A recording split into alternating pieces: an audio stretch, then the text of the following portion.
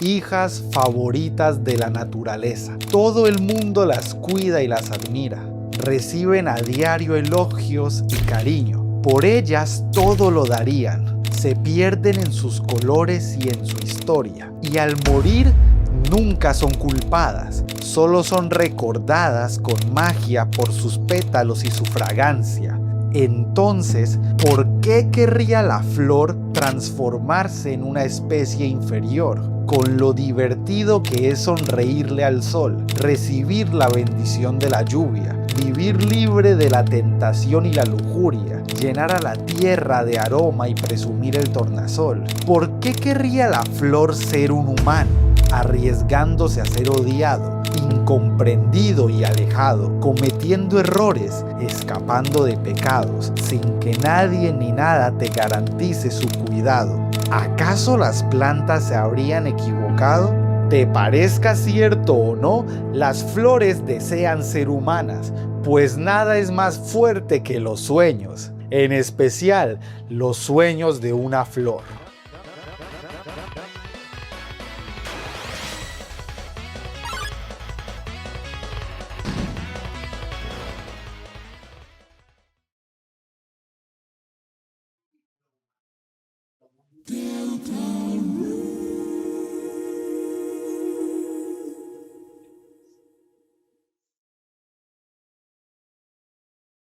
Saludos estimados y super queridos cinecitos, espero que estén muy bien.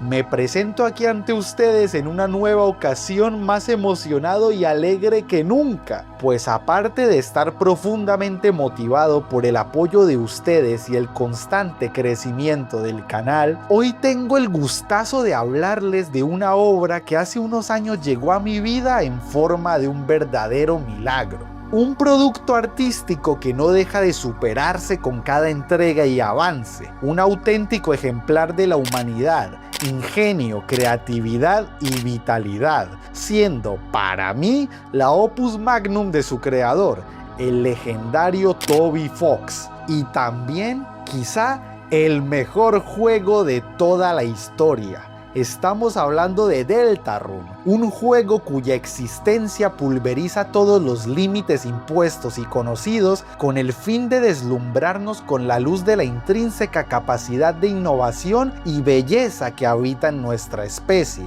Cabe aclarar que soy perfectamente consciente de que esta obra maestra continúa en desarrollo y detallada exploración, por lo cual este análisis no pretende presentar ni establecer teorías o hipótesis de carácter concluyente, definitivo, ni mucho menos hermético, pues aún falta muchísimo para conocer el ansiado final del juego. Dicha culminación no debe ser apresurada o exigida, ya que aquello constituiría una vil transgresión. El interrumpir el proceso, ritmo y horizonte creativo de cualquier obra mediante exigencias, comentarios destructivos o peor, amenazas directas, es un acto totalmente deplorable y peyorativo, más aún para proyectos de tan alta visibilidad y magnitud, pues estas acciones pueden resultar en cambios forzados, desmotivación, pérdida de la voz autoral y escenarios aún más peligrosos. Bien lo sabrá el fandom de The Amazing Digital Circus. También aclaro que este análisis se dedicará mayormente a examinar y diseccionar la quinta unidad narrativa del juego, el capítulo 5, ya que a nivel personal es el que más margen, amplitud y derecho le veo para ser analizado. Amo enloquecidamente cada uno de los capítulos de este juego, sus personajes y los arcos narrativos que presenta, pero desglosar todo en un solo video sería poco práctico, pues la longitud y nivel de detalle de cada capítulo implora por análisis individuales que traten quirúrgicamente cada eje temático, técnicas cinematográficas, narrativas, gameplay, etc. Si este video tiene mucho apoyo y así lo desean, realizaré análisis de los otros capítulos y los que están por venir. Ya saben, cualquier idea que tengan está muy bien recibida y la pueden dejar en los comentarios. Lo que sí veremos en este análisis son los aspectos concretos del gameplay. Nos deleitaremos con la profunda y exquisita trama que destila humanidad en cada momento. Denotaremos la evolución de la narrativa y de sus personajes a lo largo de la historia. Hablaremos de aspectos exactos como las inspiraciones y la música, y también dejaremos un espacio digno para una que otra teoría que resulte competente, lógica e interesante. Si no conoces Undertale ni Deltarune, no te sientas mal. Tienes el privilegio de embarcarte por primera vez en una de las travesías más hermosas y pulcras de todos los tiempos, por lo que si ese es el caso, te recomiendo encarecidamente que vayas y juegues o te informes del lore por tu cuenta, pues este análisis contiene spoilers y referencias de unidades narrativas pasadas. Ahora sí, ¡comencemos!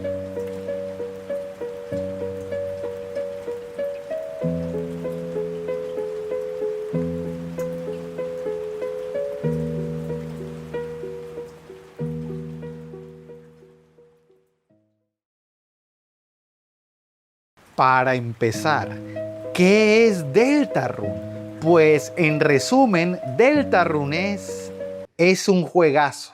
Es un juegazo. Creo de corazón que no hace falta presentar esta obra. Jueguito 2D sucesor espiritual de Undertale que mantiene ciertos elementos y características de su predecesor, combate por turnos, bullet hell, lore, muchísimo lore, bla bla bla. Seguramente la gran mayoría de ustedes ya sepan lo necesario de Deltarune, como que Toby Fox obtuvo la idea del juego gracias a un sueño febril donde pudo vislumbrar el final de un videojuego al quedarse dormido en plena universidad, estando enfermo sin tomar ninguna clase de medicamentos. O también sabrán que Toby intentó hacer primero Deltarune en 2012, pero por su carencia de habilidad en áreas como la programación y afines, abandonó rápidamente el proyecto y, a manera de práctica y aprendizaje, desarrolló un juego cualquiera que casi nadie conoce ni es muy relevante, un tal Undertale. Sí, el proyecto de práctica de Toby Fox fue Undertale. Deltarune tiene la capacidad de encantarte y engancharte en cuestión de segundos, pues cada área y flanco técnico narrativo está realizado de forma magistral. El gameplay es un manjar para los que disfrutamos de los JRPGs abundantes en lore, detalles, diálogos, batallas y encuentros súper ingeniosos. El art style es sencillamente magnífico, una vibrante mezcla de pixel art de 16 bits con influencias de anime y videojuegos noventeros. La música resulta siendo sublime, diversa y siempre extraordinaria. La historia es un acierto total, se narra de forma episódica y fragmentada. La experiencia se mantiene inmersiva, grata, placentera y cálida en todo momento. Apenas pasamos su corta introducción, ingresaremos en una serie de viajes fantásticos por dimensiones de ensueño infectadas por pesadillas, dualidades, enigmas, dilemas morales, batallas asombrosas y sobresalientes personajes. La premisa es muy simple. Un grupo de héroes busca cumplir una profecía para evitar un desastre inexpresable que acabaría con el mundo entero. Aunque suene plano e incluso un poco genérico, esta premisa se aborda con un ingenio difícil de replicar, pero muy fácil de disfrutar. Atravesaremos los enigmáticos bosques y misteriosas sombras del capítulo 1, en busca de entender y asimilar nuestra misión, comprendiendo las reglas de este nuevo mundo, nuestro rol en él y el peso de nuestra encomienda como héroes, marcando las primeras huellas de este extenso viaje. A la distancia de un pestañeo se encuentra el capítulo 2, donde con mayor entendimiento empezaremos a detectar las variables de esta dimensión. Captaremos que las cosas no son tan fáciles ni planas como parecen y que este mundo oculta muchos más secretos de los que creíamos. Atravesando un mundo con estética cyberpunk donde las almas perdidas buscan el significado de sus vidas, el éxito y la comprensión. Dios, cuánto te amo, Spamton. En el capítulo 3 nos recibirá una alegre y recreativa fachada que esconde densos misterios, traiciones, rupturas y extraños sucesos, teniendo el primer encuentro directo con la entidad más temida hasta ahora, nuestro principal enemigo, la criatura que quiere impedir nuestra voluntad. Nos daremos cuenta de que no podemos salvar a todos y que no somos invulnerables. En cambio, el capítulo 4 será una áspera bofetada de realidad, siendo la unidad narrativa más compleja a nivel literario, desplegando un repertorio de textos en un ambiente celestial cuya información resulta vital para nuestro viaje. Ahí conoceremos nuestro primer mentor, atestiguaremos más desgracias y empezaremos a tomar con más gravedad la situación. Y aquí es cuando llega el capítulo 5. El mejor capítulo de Deltarune hasta ahora. Deltarune, capítulo 5, parte 1. El amor. El capítulo comienza cumpliendo una promesa hecha hace bastante tiempo al jugador: el festival, el ansiado día del festival, celebración la cual desafortunadamente no podremos festejar con nuestro hermano Asriel. Así que nosotros, o mejor dicho, Chris, sale de su hogar, contempla el solitario vecindario, bañado por unas tiernas franjas rosáceas dibujadas por el sol. Aquí tenemos una breve charla con nuestro padre, Asgore, quien confiesa estar preocupado por la situación económica de Toriel, nuestra madre, pues desde su separación no sabe a ciencia cierta si su sueldo de profesora cubre todas las necesidades y cumple todos los caprichos del joven Chris. Después de aquella fraternal charla, nos podemos dar un paseíto por nuestro Dark World. Siempre resulta grato conocer a los reclutas obtenidos que ahora yacen a nuestro cuidado, presenciar sus avances, propuestas, negocios, interacciones y etc. Después de disfrutar las mil maravillas que dejan las interacciones aleatorias características del buen Toby Fox, vemos a Susie preparándose con suma emoción para deslumbrar a Noel en su primera cita. La vemos nerviosa, brusca y obstinada como siempre. Le armamos un outfit. Yo, por ejemplo, le armé este y me parece que me quedó brutal. Ni loco la iba a vestir como un pato. No, what the fuck, seré virgen, pero no tan. Salimos del Dark World y vamos rumbo al festival. Chris funciona como guía y acompañante de ambas tortolitas. Después de interactuar con todo mundo y rechazar al mamón de Berly, llega a nosotros el primer obsequio narrativo de todo este capítulo. Una serie de almibaradas escenas fabricadas con el más sincero amor. La primera conversación e interacción romántica de Susie y Noel.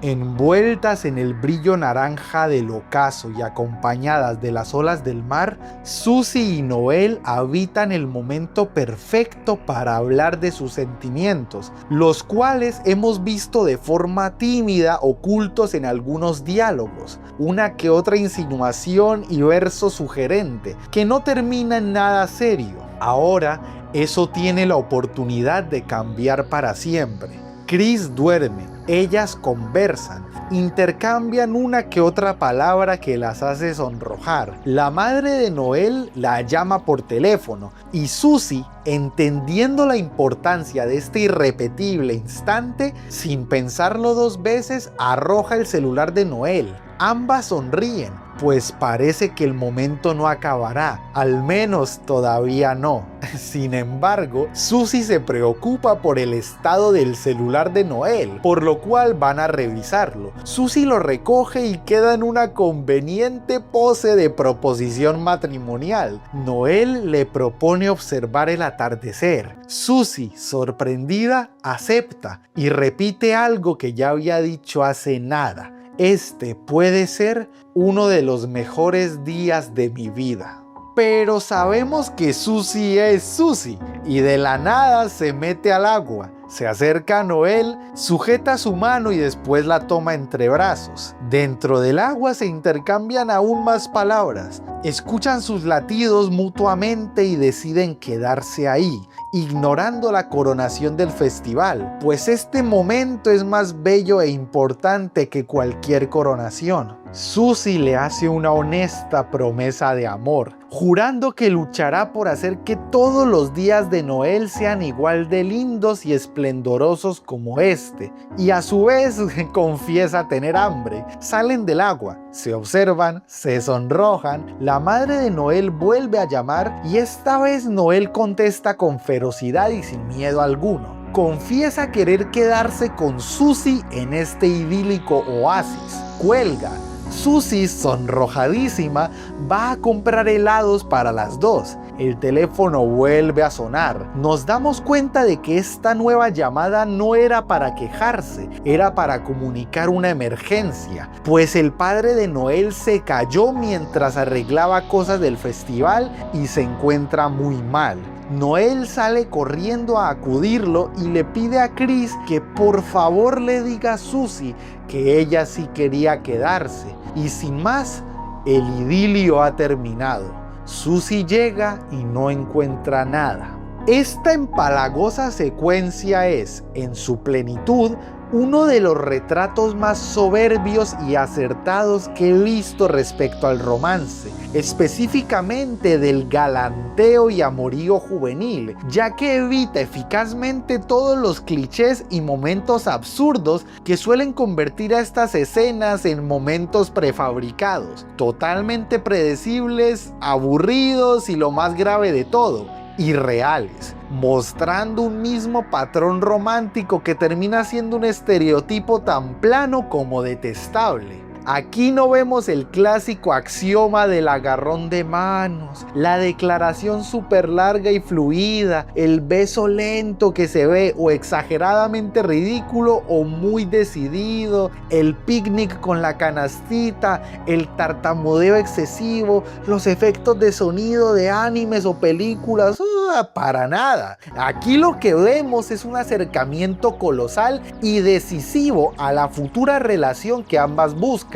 Esa misma que han estado ocultando y posteriormente cultivando desde el inicio. Toda esta secuencia carga el peso narrativo de los primeros diálogos azucarados de Susie y Noel en el capítulo 2, el algodón de azúcar, la rueda, las dudas, todo lo que pertenece a un genuino romance en desarrollo, paso por paso, mirada por mirada, palabra por palabra. El entorno escogido para soportar la carga romántica de este momento es fenomenal, pues la playa es un espacio que ya conocemos y reconocemos mayormente por las interacciones con Onion-chan, pero la presencia de las dos enamoradas llena de magia la arena y carga de esperanza al mar. Los diálogos son totalmente honestos, improvisados, con el mismo grado de nerviosismo que una interacción real. Las chicas se mueven de un lado a otro, cambian el tema de la nada, les cuesta decir las cosas directamente,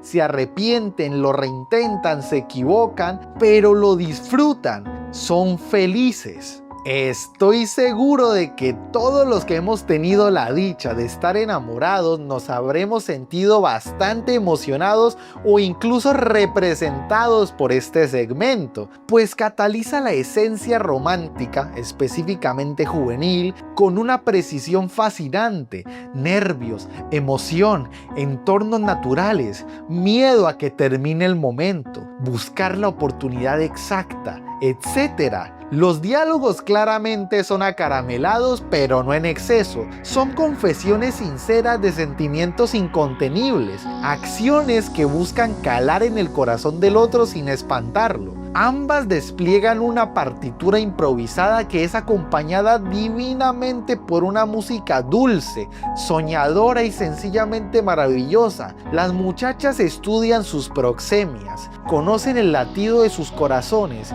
y sin necesidad de clichés, vulgaridad o arquetipos, Toby Fox representa el romance de una manera completamente espectacular.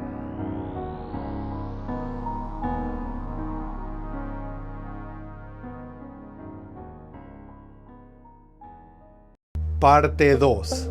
El mundo ideal. Chris se enloquece como de costumbre y nos tira a la mierda. Una cosa lleva a la otra y terminamos yendo a un nuevo Dark World, el cual se originó en la floristería de Asgore. De entrada, conocemos al semi-antagonista de esta dimensión, el elegante, prolijo y guapetón Flowey, el cual recuerda a alguien que yo creo que todos conocemos muy bien. La bienvenida de Flowey es familiar y hospitalaria, pero acaba rápidamente, pues el galán busca separarnos gentil y sutilmente de Asgore. Se presenta a sí mismo como un viejo compañero de la universidad. Flowey es cordial, pomposo y elegante, presume su poder y dominio con discreción, nos trata como si fuésemos sus pequeños hijos, no incurre en groserías ni en un trato directamente negativo,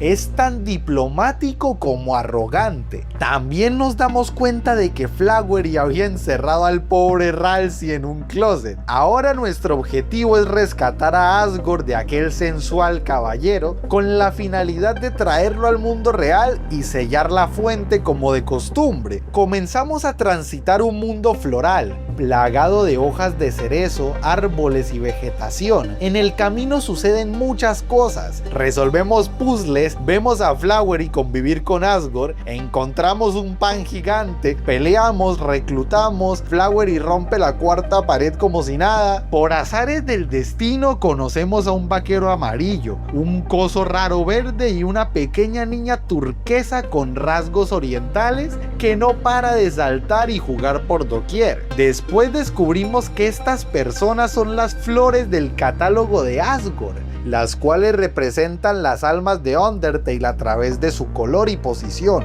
Esta última nos otorga un ítem que añade un gameplay completamente nuevo, la Petal Feather, o pluma pétalo en criollo. Esta pluma nos concede la habilidad de explorar el mundo de una manera distinta, como un juego de plataformas, con un sistema de combate y plataformeo que me recordó bastante al Super Paper Mario o al Hollow Knight, sin ser tan difícil como este último. Al interactuar con estas estatuas, entraremos en esta faceta de plataformeo con elementos de RPG en vivo, teniendo combates super dinámicos, refrescantes y novedosos. Además, también podemos actuar, haciendo que Ralsei y Susie realicen habilidades en vivo para ciertas partes del gameplay. Susie pega Roadbuster y Ralsei sirve de plataformita. Flowey insiste en que nos larguemos, pues él busca fabricar el mundo ideal para Asgore y concluye que nosotros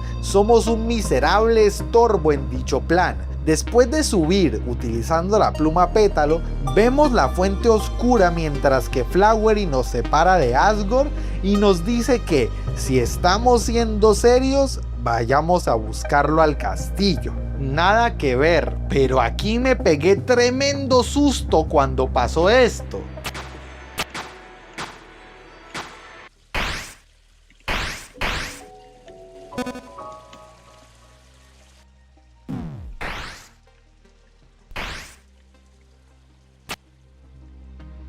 Me gustaría ver en los comentarios qué creen que significa esta aparición tan extraña y macabra de Friend o lo que sea esa cosa. me parece particularmente perturbadora porque en este mundo no hay tanta presencia del color rojo, y que justamente aparezca este bicho teñido en rojo absoluto es genuinamente extraño, considerando que no hay una flor roja directamente en el catálogo de Asgore y el color del alma de la determinación. Y bueno, no sé. Finalizando el ascenso y aceptando con fervor el desafío de Flagwery, empieza la parte más sublime de toda esta aventura. Uf, ya vamos casi por la mitad. Si llegaste hasta aquí y si el análisis te está gustando, te pido por favor que consideres suscribirte para más contenido de este estilo. Y si quieres, solo si quieres, dale like también. Ya sabes, sin presión alguna. Ahora sí, continuemos. Parte 3. Alguien tiene que cuidar de las flores. De aquí en adelante los paisajes obtienen una majestuosidad nunca antes vista en este juego. Nubes coloridas abrazan y cubren soles nacientes cuyo brillo transmite esperanza y evoca furor. La brisa saluda noblemente al cabello de nuestros protagonistas. La atmósfera rosada aviva el espíritu de lucha y nos recuerda la causa por la que combatimos, el salvar el mundo. En una resplandeciente colina se ubica una modesta tienda. La vendedora que atiende se postra hipnotizada ante la belleza del paisaje. La mayoría de sus diálogos demuestran su amor por aquella imagen, sus colores, su composición y la paz que ésta le transmite. Al preguntarle su nombre nos dice que no lo sabe y que quizá eso dependa únicamente del color del atardecer. Este diálogo lo encuentro fundamentalmente hermoso. Esa respuesta tan abstracta y a la vez tan honesta refuerza la esencia del mundo en el que nos estamos adentrando. Un mundo regido por otras normas, donde la gratitud y la contemplación son disciplinas arraigadas en cada habitante, adorando el atardecer, la frescura y el color sin descanso, sabiendo que estos son los verdaderos milagros que enaltecen el acto de vivir y el privilegio de ser un verdadero ser humano. La vendedora no necesita de etiquetas ni de letras, solo el color que le quiera obsequiar el día. Si le volvemos a preguntar su nombre, contesta con indiferencia, diciendo que quizá lo único que importa en realidad y nos defina sea nuestro cuerpo, una respuesta esperable de una flor que está experimentando el ser un humano, un argumento totalmente justificado por el contexto y acorde al tono de sus respuestas anteriores.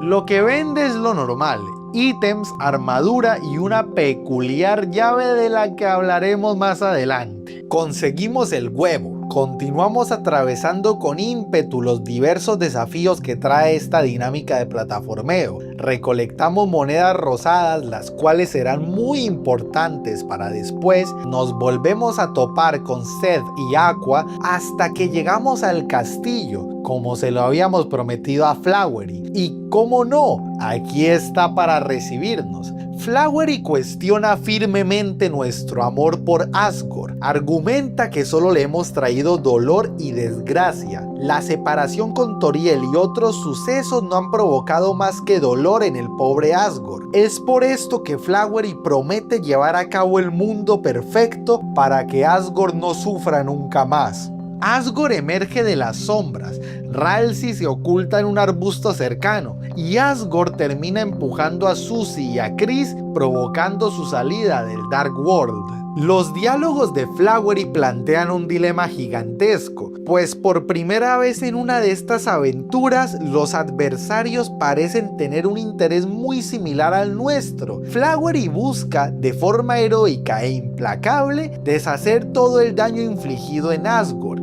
diseñando un mundo que se ajuste a todas sus necesidades para compensar lo mal que le ha ido en la realidad. Sabemos que esto no es mentira ni exageración, pues durante todo el juego se nos ha mostrado a Asgore bastante afectado e inestable. Y cómo no, si le va mal prácticamente en todo. Y aparte, Sans le robó a la mujer. Al retornar al Dark World, gracias a los enormes problemitas mentales de Aqua, escapamos de la celda. Exploramos los adentros del fragante castillo. batallamos, resolvemos puzzles, saltamos, evitamos que Yellow acabe con su vida, lo normal.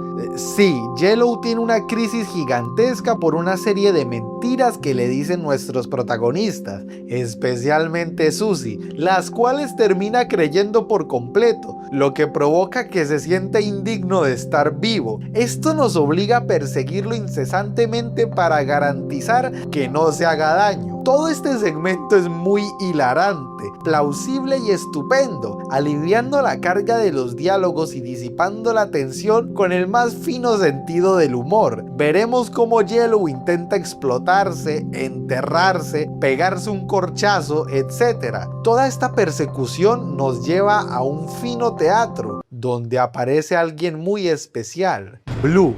Blue emerge en el escenario demostrando su grandilocuencia y exuberancia desde el primer momento, con un donaire que solo puede otorgar el teatro. Se desplaza por la tarima mientras profesa palabras sabias y honestas. Dice que las flores no son armas para la guerra, son mensajeras de amor, y que eso mismo son nuestros protagonistas, pues están aquí por amor. Confiesa que su mayor objetivo es aliar a Flaggery con Chris, pues confía en que ambos sienten el mismo grado de amor por Asgore. Blue destaca por ser la primera flor con una predisposición claramente pacifista, mientras que Aqua es revoltosa, Seth es un sabelotodo, Green es un ídolo, Flaggery es creído y Yellow es Yellow. Blue establece su visión de forma inmediata. Reconoce el valor de nuestros protagonistas y el amor que orbita en ellos. No busca división alguna. Sabe que todo esto se puede solventar de una forma amena y totalmente pacífica. Naturalmente, sus deseos de paz y reconciliación flaquean cuando ve que quizá el pobre Yellow esté muerto. Esto lo convierte en un personaje realista, ya que no es un pacifista iluso sin remedio y ya. Es capaz de pelear y confrontar. Lo que lo distingue de los otros es que sabe perfectamente cuándo vale la pena pelear y cuándo no. El enfrentamiento contra Yellow y Blue tiene una mecánica fenomenal, como si fuese un juicio. Con la evidencia que hemos recolectado a lo largo de la partida, tenemos que presentar las pruebas para culpar al acusado correcto según la premisa que nos otorgue Yellow. Personalmente jamás había visto un gameplay semejante a este. Lo máximo que he visto más o menos así es Ace Attorney, pero no sé qué tan acertado esté, pues solo lo he visto, nunca lo he jugado. Conocemos a las otras flores. Vemos a Asgore preocupado porque todos los documentos que tenía como evidencia del Dark World están mezclados e ilegibles, hasta que, pasadas casi todas las pruebas, obtenemos acceso a la regadera verde gigante, con la cual regamos este pequeño brote, con la finalidad de alcanzar la cúspide del castillo, donde yace la fuente oscura. Al escalar por este brote mágico por primera vez, veremos uno de los recursos narrativos más sensacionales de todo el capítulo. A medida de que subimos, vemos cómo Asgore ignora diversas peticiones y diálogos de las flores. Lo vemos molesto, desinteresado e indiferente ante cada cosa que dicen. Esto denota cómo el supuesto mundo perfecto de Flaggery en realidad solo lo ha vuelto más hostil, errático, ligeramente pedante y sobre todo estresado. Solo piensa en probarle al mundo que está en lo correcto para poder enmendar los errores de su pasado y en especial los errores que cometió con su familia. Por otra parte, las flores, que siempre fueron cuidadas y atendidas por Asgore, ahora son ignoradas por él, invirtiendo drásticamente la dinámica entre el cuidado y el cuidador. Cuando fueron simples flores encerradas en una cúpula de cristal, al menos lo veían sonreír con la regadera en mano. Pero ahora que han adoptado una forma humana y han aprendido a comunicarse para hacerlo más feliz, solo lo ven contrariado, iracundo, disgustado e ignorando todo lo que dicen. Flaggery le pide a Asgore que le dé a las flores una sola oportunidad, Asgore confiesa que solo está interesado en ver la fuente oscura. Cuando subimos, mantenemos un corto pero amistoso diálogo con las 6 flores, quienes parecen ya haber desarrollado un profundo cariño con nuestros héroes. Pero la 7ª flor aparece. Flowey se coloca en el medio y revela la razón por la que estamos aquí: sellar la fuente oscura, o sea, terminar el mundo ideal de Asgore. En lugar de reaccionar de forma descontrolada y violenta, las flores se ven ciertamente complacidas por el desafío impuesto. Blue lo define como un concurso de amor, donde cada bando dará lo mejor de sí para lograr su ideal, no estando motivados por el odio ni por la venganza, sino por el amor conjunto que sienten hacia Asgore. Los demás también manifiestan la emoción por el choque de intereses. Ahora, ¿se acuerdan de la llave misteriosa de la tienda que mencioné como hace 1000 años? Bueno, esta llave se consigue con 10 monedas rosadas, las cuales obtenemos haciendo puzzles o cosas adicionales de dificultad variada. Al conseguir la llave podemos dirigirnos a la batalla secreta de este capítulo, la cual es muy aterradora. ¿Es con un arlequín maniático superpotente adicto al caos? No. ¿Con un ex comerciante todo loquito y marginado? Tampoco. ¿Contra una cobija negra tenebrosa y después con el jodido Roaring Knight? No, peor. ¿Con una tortuga anciana que resulta ser un mismísimo héroe legendario el cual inspiró a Undyne? Ni cerca. Ahora la pelea secreta es con una Neko Kawaii. Esta muchacha está basada, según entiendo, en un personaje de Undertale llamado Mad Mew Mew, que aparece exclusivamente en la versión de consola, siendo el fantasma del maniquí endemoniado enojado ese. Pero por favor, no se dejen engañar por las apariencias, cinecitos. Esta pelea para mí fue sencillamente desesperante. Aquí en Deltarune, la Neko esta es un híbrido entre Lightner y Darkner, que poseyó una figura de Mew Mew y terminó en el reino de las flores, haciéndose llamar Pink, la flor rosada que Asgore nunca tuvo. La tipa tiene su personalidad fragmentada y en general sí está medio demente, aunque al final descubrimos que solo busca un lugar a donde pertenecer en verdad. La boss fight como tal solo me costó la módica cantidad de 6 intentos, pero me desesperó demasiado. El sistema es como el de Moffat, pero en esteroides. Además hubo 2 ataques que casi me hacen caer a la locura. El que es como Bomberman y el coso este rarísimo tipo túnel. No tengo mucho que decir de este personaje. A diferencia de los otros bosses secretos, no tiene un trasfondo tan complejo o enigmático, al menos hasta ahora, así que simplemente retrata una problemática completamente válida y afín con la temática del capítulo: la pertenencia, la humanidad, la gratitud, la familia y el querer ser parte de algo. Los diálogos de Pink son graciosos, su sistema de combate es de los más ingeniosos que he visto, lo cual la vuelve un boss formidable, pues su pelea no es tan difícil como el Roaring ni su pasado tan complejo como el de Spamton, pero sigue siendo interesante y no distrae ni desvía de la trama principal.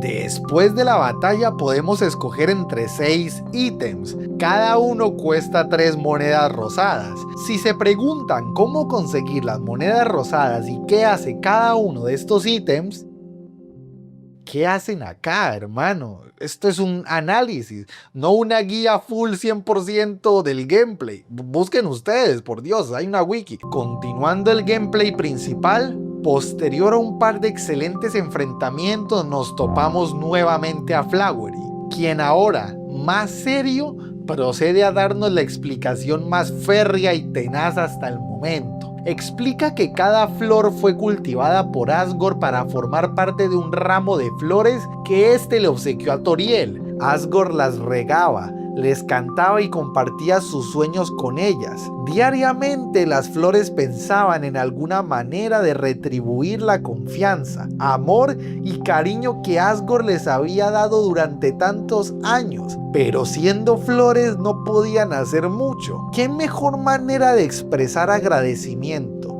vitalidad y compañía que siendo un humano. Floweri cuestiona el por qué nuestros protagonistas creen que su fantasía es superior y más digna de existir que la del reino de las flores, pues cómo se atreven a proponer que el Dark World que ellos cuidan sí es merecedor de seguir con vida mientras esta fuente oscura no. ¿Quién les dio el permiso para ser verdugos de paraísos? Esto plantea una de las encrucijadas más importantes e interesantes de todo el juego, pues nunca nadie había cuestionado la existencia del Dark World donde residen nuestros reclutas y progreso, ni tampoco habían cuestionado las decisiones de nuestros héroes al ir por ahí sellando fuentes. Floweri hace que nuestros protagonistas titubeen ante sus lógicos argumentos, provoca que sus reflejos se vean como los de crueles verdugos, supuestos héroes que están escogiendo quién merece vivir y quién no, en lugar de ser más justos y objetivos. Ralsei siempre argumenta que es por un bien mayor a nuestra comprensión, pero aún así Floweri no encuentra ecuánime el veredicto de acabar con las flores y su fantasía por preservar la de otros. La batalla con Floweri es, para mí, la mejor batalla de todo el juego, pues su grado de dinamismo y epicidad es directamente inmaculado. La canción de fondo describe la situación mental de Asgore perfectamente, definiéndolo como un triste florista encerrado en una monotonía que, a diferencia de las flores que cuida, no tiene color ni vida, sino puro gris. Observa la existencia sin fulgor alguno. Sigue su rutina con la esperanza de algún día poder mejorar, mientras que las flores que cuida ruegan el poder ayudarlo. Esta canción, junto a la variedad de elementos pertenecientes a este combate, consagran este enfrentamiento como uno de los más épicos de todo el videojuego.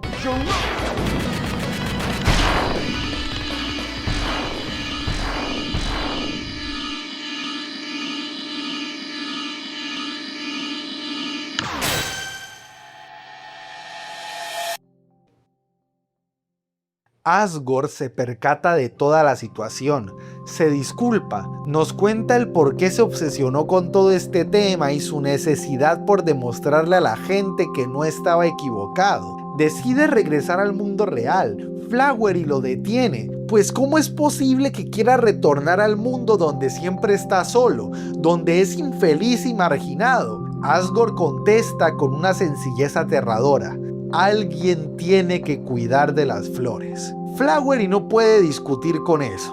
No puede rebatir el inmarcesible sentido de responsabilidad que tiene este empático y dulce jardinero. Asgore reconoce la importancia de su deber y que, aunque la vida lo azote con adversidades y tormentos, nunca dejará de luchar por lo que quiere y por lo que debe. Y así, la flor dorada del rey ha perdido contra la voluntad inquebrantable de Asgore.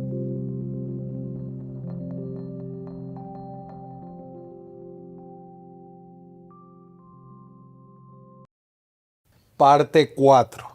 Gracias por mirar mi sueño. Llegamos al que es, para mí, el momento más desgarrador, emotivo y tortuoso de todo este capítulo: la despedida de las flores. Confieso haber llorado a mares cuando llegué a esta parte, pues no esperaba que el formato y sistema de la despedida fuese tan conmovedor. Quietas, imitando la forma en la que están acomodadas en el mundo real, esperan a que interactuemos con ellas. Al hacerlo, nos dirán brevemente cuáles eran sus aspiraciones, miedos o metas, para rematar cada explicación con una frase que jamás olvidaré: gracias por mirar mi sueño. No sé ni por dónde empezar para explicar la hermosura de esta frase. Incluso después de todos los acelerados encuentros, tras la amarga animadversión entre flores y héroes, los malentendidos, las directrices de Floweri y la confusión de ambos bandos, las flores se toman unos instantes para hablarnos de sus sueños, de lo que querían hacer siendo humanos. Algunos nos piden validación, preguntándonos si lo hicieron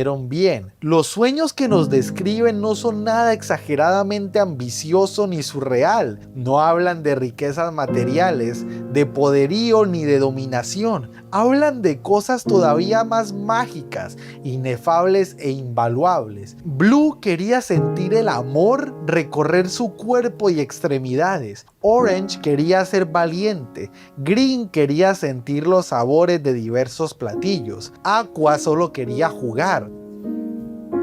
Solo quería jugar. Las flores, símbolo de la belleza, de lo eterno y lo puro, buscaron convertirse en humanas para lograr cosas fuera de sus capacidades, cosas que nosotros ignoramos a diario y las vemos como garantizadas: el poder caminar, el recibir la calidez de los rayos del sol, el tener a alguien con quien compartir, el poder escoger, aprender, descubrir, amar, fallar y volver a empezar. Las flores no vieron encanto ni necesidad en volverse famosas, pudientes o poderosas. Solo deseaban sentir, detectaron y aprovecharon las mayores virtudes de nuestra especie, la fantasía que solo otorga nuestra categoría. Mientras que muchos de nosotros intentamos ser flores perfectas, inmutables y admiradas en un inmenso y propio jardín, ellas quisieron experimentar la delicia de nuestra rutina, de nuestros defectos, búsquedas y nuestra cotidianidad. Para mí, hay pocas cosas más poéticas que eso. Además, son tan nobles y consideradas que nos agradecen por habernos tomado el tiempo y la inexistente molestia de verlas ser felices, de verlas contentas y plenas. Y aparte de querer cumplir sus sueños de forma individual, siempre se apoyaron de manera colectiva, expresándose como un conjunto, una congregación, una familia inmutable que solo quería alegrar a su padre, la persona que siempre cuidó de ellas, darle un nuevo sentido a su vida viendo que todos los otros humanos lo habían abandonado. Por eso, para mí, la palabra que más define este capítulo es gratitud. Floweri complementa todo el momento confesando que las flores también tienen sueños y que son conscientes de que todos los sueños terminan. Accede a que sellemos la fuente de una vez por todas. Nos postramos para llevar a cabo el cometido y...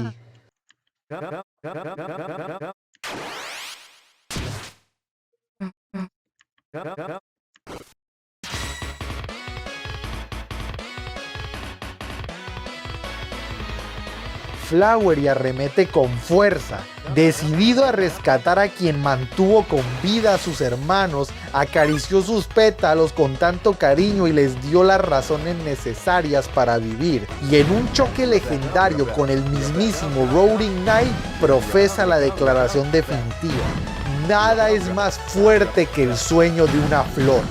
Desafortunadamente, el Knight acierta su ataque, dejando malherido a Floweri. Ralsei acude a rescatarlo, pero ya es muy tarde. No puede sanar los daños causados por el Knight. Floweri acepta su fatídico destino. Agradece haber podido intentar el darle a Asgore un mundo perfecto. Reflexiona acerca de la importancia de las flores, pues pareciera que después de todo son muy inútiles. Modelan hermosas todo el día y después se marchitan inevitablemente. Ralsei dice que no es así, que ser una flor es suficiente, es más que suficiente. Y Asgore lo demuestra más que nadie, pues ¿qué hubiese sido de Asgore de no ser por sus flores?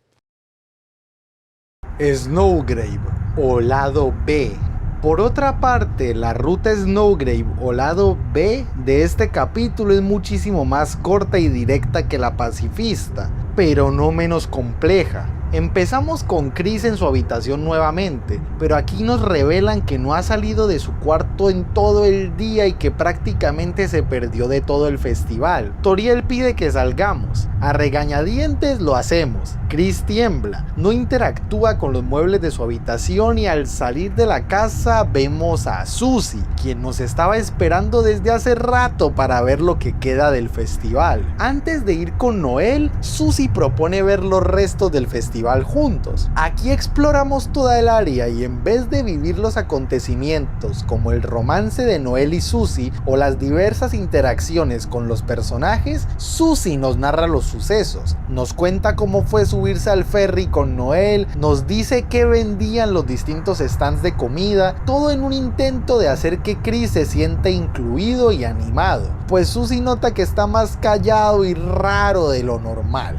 Para rematar su declaración de amistad, Susie nos dice, antes de que entremos a la playa, que aunque ella esté saliendo con Noel no significa que Chris deba de sentirse apartado o excluido. Es muy lógico pensar que Susie atribuye el comportamiento de Chris a alguna clase de celos o inconformidad o sensación de estorbo entre el romance de ellas dos, dejando en evidencia la sorprendente inocencia y puerilidad de Susie, quien es incapaz de pensar que Chris esté sumergido en una eterna oscuridad, así que justifica su conducta de otras formas. Y una vez entramos a la zona de la playa, el terror comienza. Siguiendo los extraños sucesos de la Snowgrave del capítulo 4, donde forzamos a Noel a ponerse un anillo y de cierta manera ganamos control sobre su alma, Noel posa macabramente frente al ocaso, el mismo ocaso que en La Pacifista transmite romance, florecimiento y amor. Aquí se vuelve el color del horror.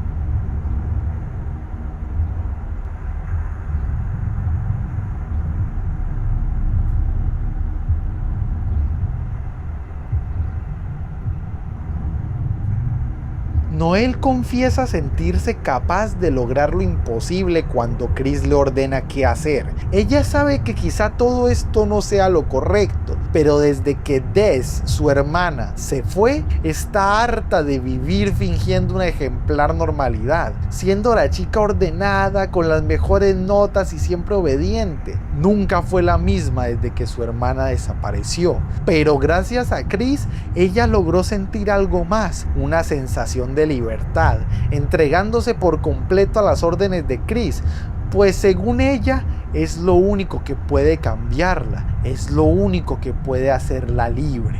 Con el fin de comprobar su argumento, Noel rápidamente le pide a Chris que le ordene llegar a la otra parte del lago. Nuevamente seleccionamos la opción de Proceed y así, con el característico pitido de la Weird Route, nos adentramos en el agua. Lentamente, a medida de que avanzamos, el pánico incrementa.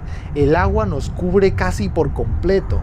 Noel le pide a Chris que continúe sus órdenes, hasta que con una música punzante y horrorífica la pantalla se torna blanca y solo vemos nuestra alma moverse. Esta dinámica continúa por unos momentos hasta que la pantalla se funde a negro y dice capítulo 7, lado B. Según entiendo, esto significa que la Snowgrave o Ruta B, como sea que gusten llamarla, tiene la capacidad de omitir el capítulo 6, pues al final del capítulo 5 Pacifista o lado A sí especifican que la historia continuará en el capítulo 6. Deduzco que si el lado B omite el capítulo 6, quiere decir que la carga narrativa del capítulo 6 depende drásticamente de la presencia de Chris y quizá la temática sea más liviana y amena, mientras que el 7 será mucho más pesado y directo, considerando que teóricamente es el final del juego.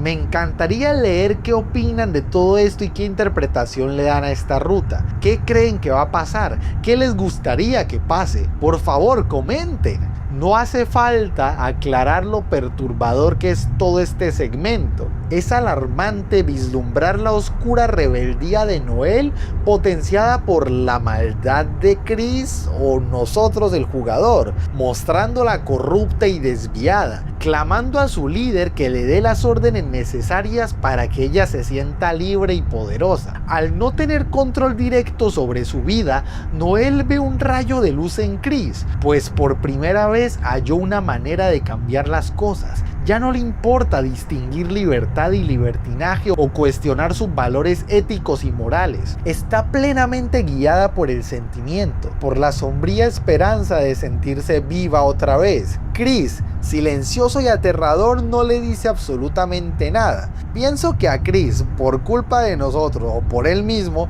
no le importa en lo absoluto lo que siente Noel, solo la ve y la usa como una herramienta, algo sobre lo que tiene control y potestad, una fiel subordinada cegada por falsas esperanzas de la que se puede aprovechar las veces que quiera, pues ya ha caído en su trampa. Ya no tiene que darle órdenes, ella las pide y las ruega, y con tal poder en sus manos, ¿qué irá a pasar? El capítulo 5 de Deltarune representa un hito en la evolución de la magistral narrativa interactiva del gran Toby Fox. La estética de este capítulo es una amalgama de la tradición japonesa y el surrealismo onírico. Bajo la dirección artística de la magnánima Temi Chang, el Flower Kingdom, Reino de las Flores, utiliza una paleta de colores dominada por el rosa y el oro, como bien nos había dicho Gerson, simbolizando la dualidad entre la calidez de la amistad y la carga del pasado y la realeza. El diseño del mundo se basa en la iconografía de los festivales japoneses, incorporando linternas de papel, puestos de comida y una arquitectura que evoca el periodo Edo, pero filtrada a través de un moderno lente de 16 bits. Cada área del reino está inspirada en un tipo de flor específico, donde el lenguaje de las flores, Hanakotoba, se utiliza para transmitir estados emocionales sin necesidad de diálogo explícito, pues los pétalos hablan por sí solos. El capítulo 5 introduce cambios radicales en el bucle de juego tradicional de Deltarune, integrando elementos de plataformeo y dos nuevas gestiones del alma. A diferencia de los capítulos anteriores donde tenemos el alma roja típica, la amarilla que usamos contra Spamton o la verde que usamos contra Gerson, el enfrentamiento contra Flowery introduce la Orange Soul, la alma naranja, que representa la valentía. Esta modalidad transforma el campo de batalla en un entorno de desplazamiento lateral side-scroller. El alma naranja debe mantenerse en movimiento constante para esquivar. Se introduce la habilidad de dash que se activa con Z y permite atravesar proyectiles y elementos principalmente de color azul. También permite hacer parry a Flower y a Orange sin recibir ningún tipo de daño e incluso rebotar sobre nenúfares que coloca Aqua, obligando al jugador a adoptar una postura agresiva y rítmica, haciendo que la inmersión en la batalla sea superior, pues sentimos cada choque, cada bloqueo, cada golpe. Y aunque ya se había incluido esta gestión de alma desde los tiempos de Undertale gracias a Moffett, en este capítulo la batalla contra Pink expande el alma púrpura y la profundiza mucho más, con elementos que recuerdan ligeramente a Bomberman e incluso a las típicas novelas gráficas japonesas / juegos de citas, siendo una batalla muy ingeniosa, desafiante y novedosa. El diseño de niveles en el Reino de las Flores es notablemente más vertical que en capítulos previos. La banda sonora de este capítulo, compuesta por Toby Fox con la colaboración de Carlos Insane Intigram Music, es una de las más ambiciosas hasta la fecha. El tema principal del capítulo, Ballad of the Flower King, utiliza una progresión armónica que entrelaza el tema de Asgore con motivos de Don't Forget. La instrumentación incluye saxofones en vivos y arreglos de jazz, proporcionando una textura orgánica que contrasta con la naturaleza digital del mundo. Deltarune capítulo 5 es un ejercicio de maestría técnica y narrativa que desafía las convenciones del RPG independiente. La integración de mecánicas de plataformas, una dirección de arte profundamente simbólica y una banda sonora oriental que redefine el uso del leitmotiv consolida a Toby Fox como un autor indispensable en la cultura digital contemporánea, elaborando uno de los productos más enriquecidos, detallados y humanos de toda la historia. Conclusión y reflexión final. Como bien dije al comienzo del análisis, resulta genuinamente difícil canalizar toda la gracia, magnetismo e importancia de Deltarune en un solo video, puesto a que cada capítulo funciona como una unidad narrativa indispensable, cargada de moralejas, analogías y temáticas genuinamente profundas. El juego nunca teme en navegar por los mares de temas delicados y sugerentes, los problemas que trae el destino, la carga de las profecías, la vejez, la sensación de la obsolescencia, el deseo del del éxito, el abandono, los problemas familiares, el amor, el salvar a un mundo en peligro mientras se cuida al otro de forma simultánea, el no tener a nadie para hablar de tus problemas, el romance y no precisamente heterosexual. Entiendo que el principal atractivo de todo este universo narrativo es su críptico y misterioso lore. La gente adora formular inmensidad de teorías e hipótesis con la finalidad de descubrir los secretos que Toby guarda para nosotros. Esta dinámica me parece espectacular, pues aparte de fomentar la generación de prosumidores y hacernos sentir todavía más inmersos en el universo de Deltarune, es un suceso mágico. Que gente de todo el mundo y de todas las edades busque de manera conjunta las respuestas necesarias para descubrir los misterios de este mundo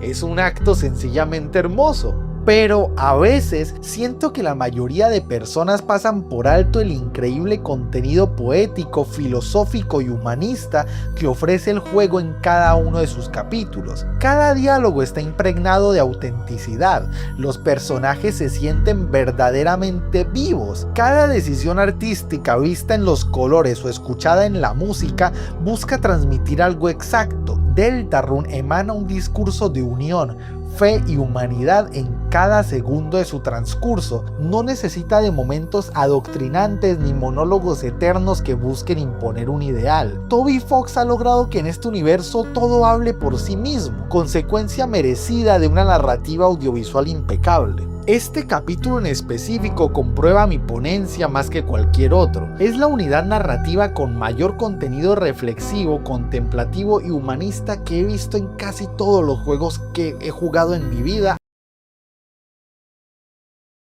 En este capítulo la misión se torna más compleja que simplemente sellar la fuente y ya. Conocemos infinidad de dilemas, duras decisiones, pasados mancillados y corazones que lentamente han empezado a marchitar. Por primera vez, nuestro estatus de héroe es vulnerado y probado mortal. Nos hacen cuestionar nuestras acciones, el arrebatar paraísos para cuidar el nuestro, como dice Flowery. Las flores, que repito, representan las almas y virtudes de Undertale, deciden encarnar una forma de vida más compleja con la única finalidad de tomar control y acción directa sobre la persona que los ha cuidado durante tantos años, despojándose voluntariamente de su inagotable belleza para crecer extremidades, ganar habla y conciencia solo para poder hacer más feliz a Asgore. En cambio, Chris, siendo persona desde su nacimiento, optó por volverse uno más de los tantos testigos de la decadencia de su padre, observando su declive con indiferencia. Toriel también le dio la espalda, al igual que medio pueblo. Las flores presas en cúpulas de vidrio tuvieron que manifestarse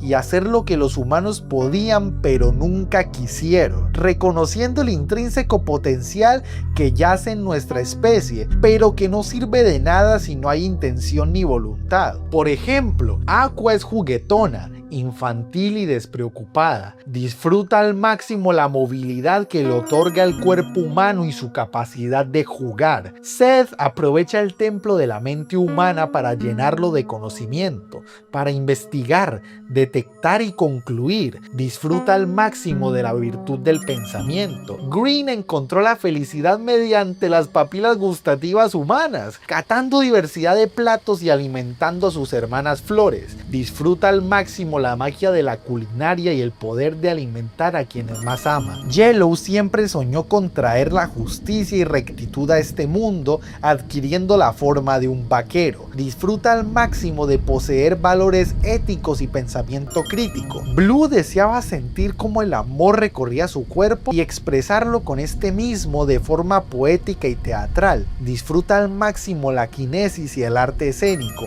Orange aspiró a ser fuerte, valiente, con el fin de cuidar a quienes ama, proteger a los que adora. Disfruta al máximo la capacidad de defender físicamente a aquellos que ama y la capacidad de hacerse más fuerte. Pink Pink quiso pertenecer al mundo con su música y ser parte de algo grande. Disfruta al máximo del aspecto sociable humano. Y Flowery soñó con hacerse de una voz capaz de dirigir a sus hermanas, un cuerpo para lograr protegerlas y un poder inmenso para hacer feliz a quien les había dado vida, a Asgore. Disfrutó al máximo el ser humano. Quizá este sea momento de aprender de estas flores, de aprovechar al máximo las cualidades que nos otorga el ser verdaderos y benevolentes seres humanos, disfrutar cada uno de nuestros sentidos, de la compañía, de la voluntad, de todas las virtudes y capacidades que nos ensalzan como una especie superior y siempre, pero siempre utilizarlos en potestad del bien, de lo correcto. Sean como las flores, disfruten de su humanidad, alcancen cada una de sus metas, amen cada segundo de sus vidas y protejan lo que más les importa. Y para finalizar, tengo algo que decirles. Gracias por mirar mi sueño, gracias por ver este análisis. Que el cine los acompañe. Saluditos y agradecimientos especiales a los miembros del canal por alimentarme y creer en este proyecto. Saluditos y agradecimientos a César LK y a Line 7242. Aquí me parece que falta alguien.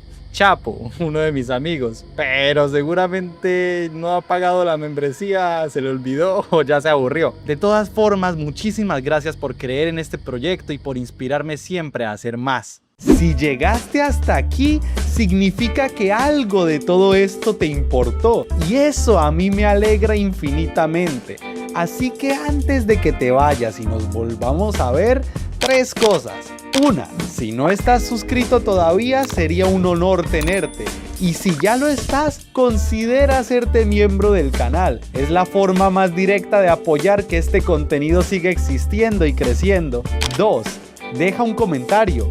Me encanta leer todos los comentarios. Quiero saber qué pensaste, qué te llevaste, con qué no estás de acuerdo, qué contenido te gustaría ver en el futuro. El debate es parte fundamental del análisis. 3. Si conoces a alguien que ame a la humanidad o el arte en cualquier forma, compártele este video, no como recomendación del canal, más bien como invitación a pensar juntos y a estar más unidos siempre. Que el cine los acompañe.